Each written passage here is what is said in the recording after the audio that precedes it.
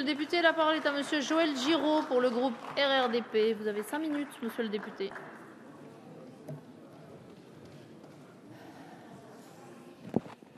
Madame la présidente, monsieur le ministre, monsieur le rapporteur, mes chers collègues, nous avons déjà salué la performance du gouvernement qui a conçu sa réforme en intégrant en amont les exigences du monde cheminot, en préservant le statut public d'EPIC et un grand groupe intégré après une belle victoire du pragmatisme avec nos alliés allemands face aux idéologues aveugles de la concurrence frénétique de la Commission européenne. Le chemin de fer est un transport public. Il est guidé. Il est contraint par des grandes rigidités en termes d'exploitation par rapport à ses concurrents que sont la voiture, le camion ou l'avion. Ces caractéristiques propres limitent les effets positifs que la concurrence peut avoir par ailleurs sur d'autres secteurs. Et il eût été absurde et vain de vouloir lui appliquer des paradigmes inconciliables avec ses spécificités. N'oublions pas que le secteur ferroviaire est stratégique pour la France. Il génère un chiffre d'affaires de 32 milliards d'euros, emploie 155 000 cheminots et plus de 330 salariés et collaborateurs du groupe SNCF.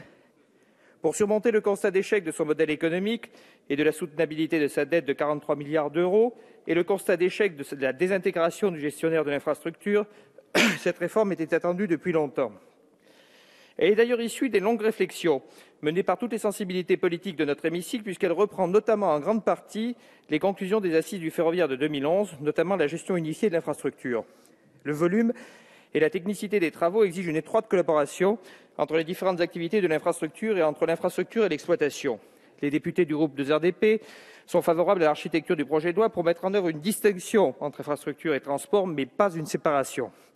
Le texte a ainsi pour ambition de préparer l'ouverture à la concurrence du transport de voyageurs, de donner une meilleure cohérence opérationnelle et fonctionnelle de la SNCF et de consolider le groupe public pour lui préserver son avenir industriel et lui donner les moyens de rivaliser face aux opérateurs étrangers comme la Deutsche Bahn, qui lui a aussi servi de modèle. C'est un texte nettement amélioré et enrichi de plus de 300 amendements adoptés en commission et en séance qui est aujourd'hui soumis à nos suffrages. Si une majorité de ces 300 amendements sont rédactionnels, de nombreux amendements significatifs ont été adoptés et le groupe des RDP n'est pas totalement étranger à une bonne partie d'entre eux. Au total, avec plus de 30 amendements adoptés et plus de 40 amendements satisfaits, nous avons largement contribué au perfectionnement du projet de loi et nous nous réjouissons du fait que nos collègues, souvent d'ailleurs au-delà des clivages classiques, comme le gouvernement, n'aient pas été insensibles à nos propositions. Dans l'ensemble, nos amendements visaient à rechercher un compromis équilibré entre la consolidation du groupe public ferroviaire SNCF, la préparation de la possibilité de la concurrence, le renforcement du modèle économique et financier du système ferroviaire, une meilleure reconnaissance des AOT régionales comme AOT de plein exercice avec des responsabilités à la hauteur de leur participation au financement du système ferroviaire. Ainsi, nous avons défendu et fait adopter de nombreux amendements visant à renforcer la sécurisation juridique et l'unité du groupe public ferroviaire, à améliorer la mutualisation des fonctions pour la négociation sociale et la mobilité des salariés entre les 3 EPIC créés par le projet de loi. Nous avons aussi participé à l'adoption de nombreux amendements visant à clarifier et renforcer le rôle, le pouvoir et les missions du régulateur indépendant du secteur, l'ARAF. Enfin, nous avons également porté et fait adopter des amendements sur l'intermodalité, la conformité aux droits issus de l'Union européenne, l'optimisation de l'utilisation du réseau au bénéfice du service rendu aux utilisateurs. Et nous ne sommes pas étrangers à l'adoption de quelques amendements rédactionnels forcément majeurs.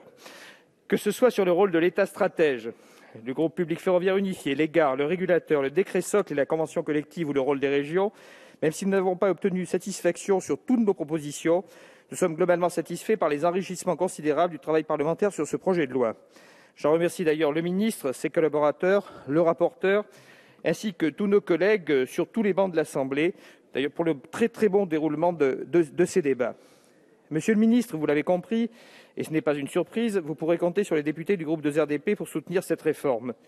Et à l'heure où nous entendons des critiques fortes et parfois légitimes du système ferroviaire, je voudrais profiter de cette tribune pour dire au nom des députés des RDP notre attachement et l'attachement que nous avons au monde cheminot et au grand groupe public SNCF.